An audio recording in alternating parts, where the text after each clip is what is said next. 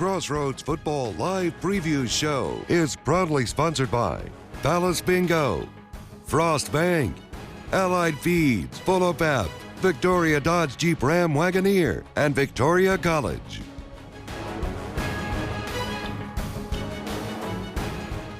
Howdy Crossroads, and welcome to the Crossroads Football Live Preview Show. I'm Sports Director Gino Perez, joined by sports reporter Zach Brown, and we will highlight all the Crossroads teams from Class 2A all the way to 5A. Multiple teams made it deep into the playoffs, including Cuero, Tidehaven, Edna, and Refugio, with the Bobcats making it to the state championship game but falling just short of winning its sixth state title. Which is right, Zach, and which is where we start the show tonight. We head on down to Bobcat Country, where Refugio is favored to win its fourth state title since 2011. The Bobcats are coming off a great but disappointing season because it did not end in a state title. Last year, the Bobcats were young, but now they're all grown up. Refugio is returning 25 starters while only losing 8 to graduation. The top prospect in the district is speedster Ernest Campbell at wide receiver. The man that will be tossing him the ball is quarterback Keelan Brown, who had over 2,600 yards through the air and 31 touchdowns. Brown said the motto for this team this year is finish the job. We can holler, yeah, we went to state, we beat Shiner, we beat Timpson, but like at the end of the day, we're trying to get a ring on our finger. So, you know, losing state, that's not an accomplishment at all. The Bobcats will start the season against the team that beat them in the opening match last year in the Hitchcock Bulldogs. The Bobcats will be looking for revenge. Well, the Shiner Comanches are coming off a heart-shattering loss to the Refugio Bobcats in the regional final when Refugio went for it on an incredible 4th and long to score a touchdown and win that game. The Comanches are going to be without its big offensive weapon in Dalton Brooks, but are still hoping to give the Bobcats a fight for the district title. The Comanches are in a rebuild with a lot of new faces in a lot of new places, including Carson Schutte under center in place of Ryan Peterson, and Trace Bishop at running back, who is looking to replace Dalton Brooks. Its offensive line is going to hope to open a lot of holes for Bishop. Head coach Daniel Bedeker hopes to compete for what would be his 3rd state title. Expectations don't change for starters, and our kids know that. You know, we want to play fast, we want to play physical. That's the type of style of football that we play, and our kids buy into that, and it's something we got to practice daily and get the right mindset. Shiner will open the year against the Hallettsville Brahmas, who also upset the Comanches last season. The toughest district in the state features the 2 Titans of Shiner and Refugio. Hey, but don't forget about Ganado. The Indians will be under head coach Josh Irvin for the 2nd year and looking to cause some mayhem in the district. Ganado will be losing its quarterback in Kyle Burris Guerrero and looking to replace him with Bryce Ullman. Next to him is running back Dylan Holt, who will look to pick up the slack in the run game. The Indians are looking to spoil the party and make it past the regional semifinal round for the first time in several years.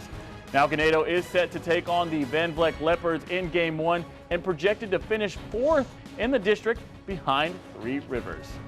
The Bloomington Bobcats have struggled in past years, but last year they got 3 wins. The Bobcats have a new head coach in Brandon Krause, who are also returning quite a few lettermen, including 8 on offense and defense. A big point of emphasis will be to stop the top teams in the district because Bloomington allowed 51 points in each district game. The Bobcats have yet to win a district game in at least 5 years and haven't made the playoffs since 1999.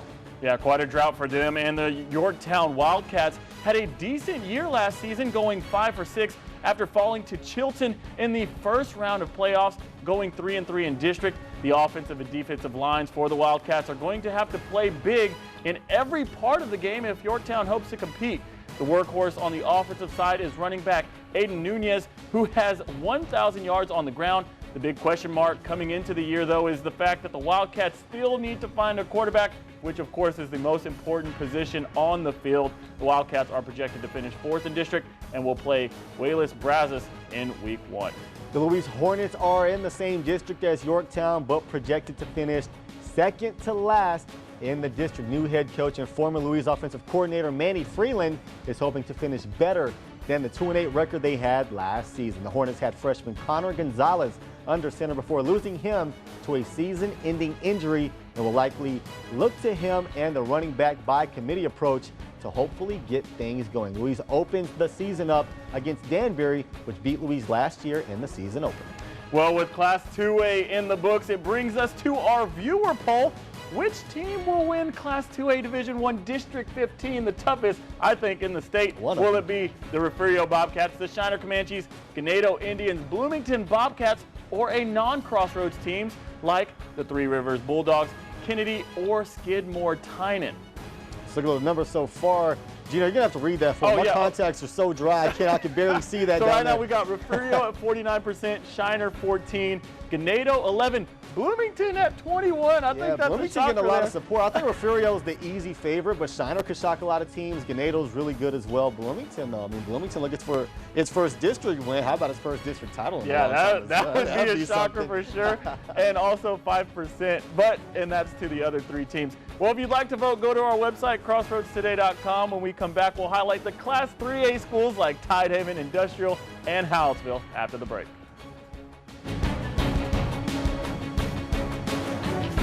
Welcome back to the CFL preview show. Next up, we jump into Class 3A, where the Tidehaven Tigers are hoping to pounce on the competition and make it deeper into the playoffs. Yeah, the Tigers were one of the top finishing teams in the area after making it 4 rounds deep. Tidehaven's dynamic duo in the backfield features Joseph Dodds at the running back position and sophomore quarterback Cale Russell, which both combined for over 40 touchdowns last season. The Tigers are looking to win back-to-back district titles and hoping to get past the Poth Pirates, which have beaten Tidehaven the past 2 seasons in the playoffs. Tidehaven's defense isn't something to sleep on either, with defensive end Justin Griffith hoping to win district defensive MVP.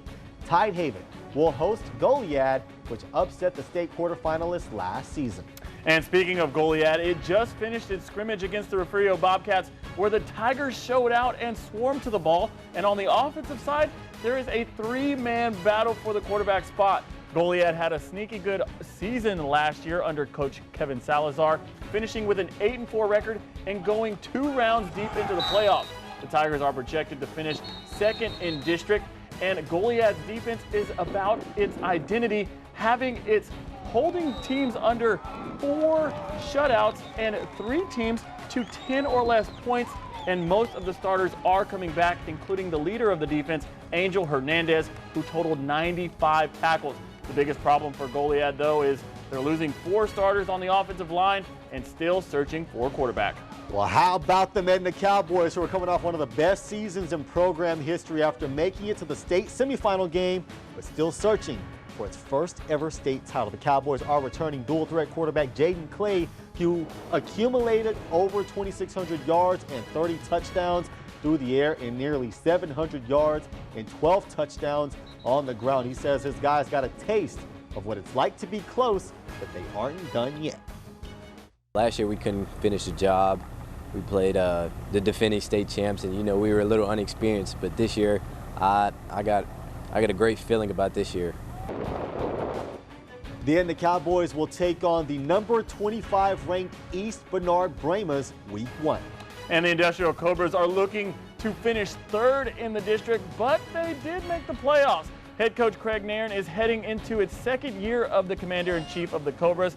Industrial went 10-3 in part to its hard-nosed front 7 on defense, which include Bo Bethany and Dalen Rerich. Under center is Ashton Garza, who started last season, and 2 Crossroads area teams are battling it out in the snake pit between the Cobras and the Yoakum Bulldogs.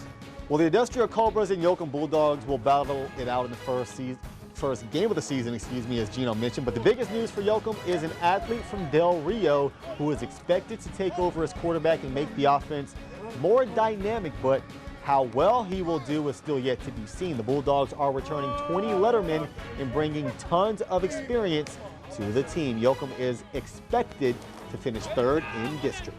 And the Howellsville Brahmas had a roller coaster of a season, starting hot and beating Shiner, but then losing 2 district games in the process.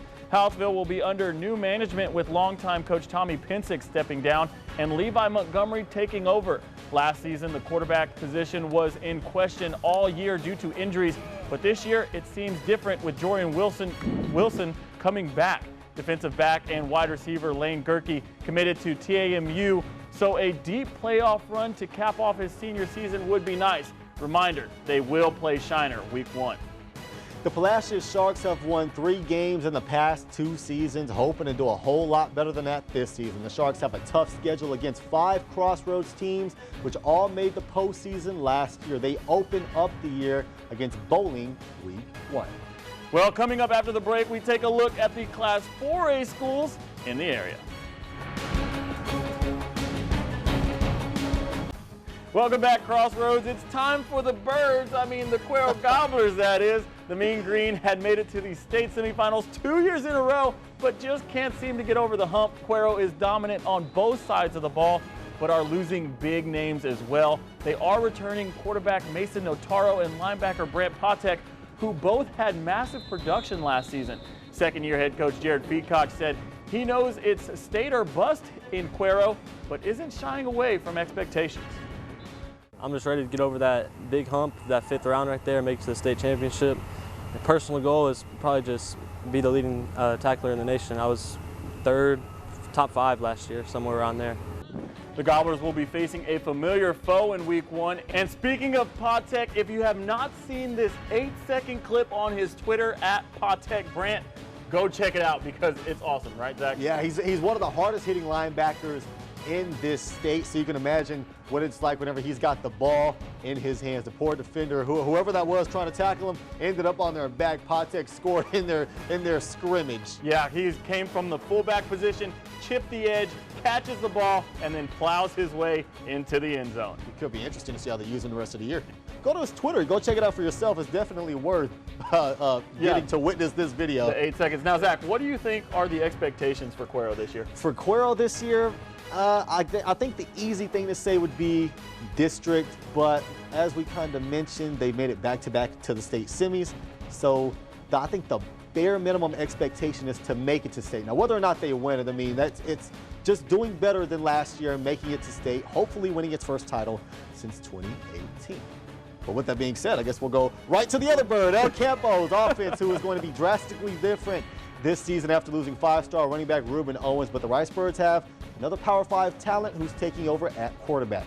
That is Oliver Miles, who has committed to Texas Tech University and is working on his accuracy. He's favored to be the offensive MVP of the district. El Campo made the area round last year, but are looking to be a more balanced team to hopefully make it deeper into the playoffs. Former Cuero Gobbler head coach Travis Reeve is going to be looking to do some damage against his former team in week 1. And the Calhoun Sand Crabs are hoping to do it better than they did last season after going on an 0-7 start to open the year. Somehow, longtime coach Richard Whitaker turned the season and his team around and won 5 in a row to make it 3 rounds deep in the playoffs. Pretty impressive there. The season in part started off shaky, but now junior quarterback Alex Parker came into his own and began to shine towards the end of the year. The Calhoun Sand Crabs will open the year with a matchup against Stafford. Well, we have one more block featuring 5A schools, and we will highlight those schools and some private and home schools coming up after the break.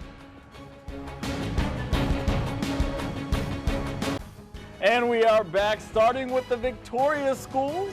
Yeah, the winners of the Battle of the Boot last season were the West Warriors. They already know who their quarterback is. That's Camden Repper, the dual threat quarterback, is hoping to take the West Warriors even deeper into the postseason. The Warriors have 26 starters returning, including running back Kamari Montgomery, who was the leading rusher, who was a big-time tackler on defense. Head coach Courtney Boyce said last season was good, but he's always hungry for more. West opens the season against San Antonio Davenport. Head coach Courtney Boyce said last season they were hungry, but they want more. Yep, he's always hungry, Courtney Boyce is. And crosstown rivals Victoria East Titans are under new leadership. Brother to Travis Reeve and El Campo is Charlie Reeve. The Victoria High grad hopes to get the young athletes up to speed quickly and implement his new schemes and plays. East will be looking for a new quarterback this season after Jaden Williams is now gone to graduation. But Coach Reeves said nothing is wrong with a little competition. The Titans are taking on San Antonio TAP to open the season at Memorial Stadium.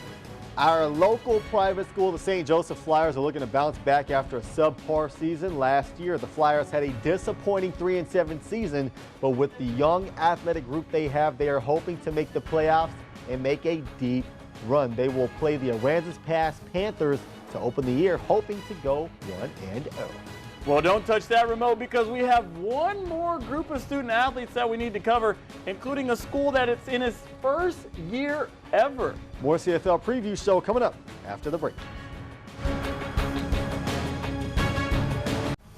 Welcome back to the CFL preview show. These next schools, they're small, but they are mighty. The state champion Shiner St. Paul Cardinals are hoping to return to glory and win its 5th state title. They come in ranked at number 25 in the state. Well, the Hallettsville Sacred Heart Indians are taking on the Tomball Rose Hill Christian Eagles. And last but not least, the Victoria Gators are having its first ever 6-man season debut against Brooks Collegiate Academy in San Antonio against the Bears. What do you know? Reptiles and Bears. They meet in the wild for once. Coach Mark Chavez said, this team is young, but it has a lot of heart. The home games will be in Bloomington for the Gators. So if you'd like to see a local 6-man team play their home games, you'll have to head on down to the Bloom. And before we wrap everything up, let's take a stroll down memory lane. The Class 2A, the Refugio Bobcats, coming in at number 1 in the state. What are they going to have to do to win it this year, Zach? I mean, I don't think they really have a whole lot to do differently. I mean, last year they got there, but they were full of a lot of sophomores and juniors. This year they're full of a lot of seniors and juniors, a lot of guys that have already been there. So I don't think they really have to do too much differently than what they did last year.